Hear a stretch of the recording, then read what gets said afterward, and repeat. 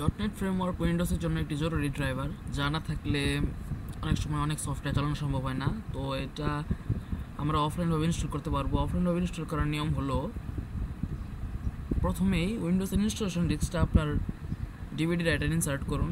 তারপর command প্রমোটকে administrator দ্বারা run করুন। রান করার পরে এই কমান্ডটুকু, এই যে DISM online enable feature name Netflix 3 all source drive, এই ড্রাইভের জায়গায় আপনার সিডি ড্রাইভের যে লেটারটা আছে সেই লেটারটা, আমারটা ডি, এই কারণে এখানে ডি আছে।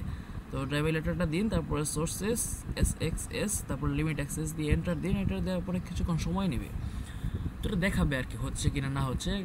কিছু সময় নেওয়ার পরে এটা এক সময় শেষ হয়ে যাবে বা 100% দেখাবে, বা দেখাবে যে সাকসেসফুলি হয়ে গেছে। এই ধরনের লেখা আসার পরে বুঝতে পারবেন যে আপনার ডটনেট ফ্রেমওয়ার্কের ড্রাইভারটা ইনস্টল হয়ে গেছে, সাকসেসফুলি ইনস্টল হয়েছে।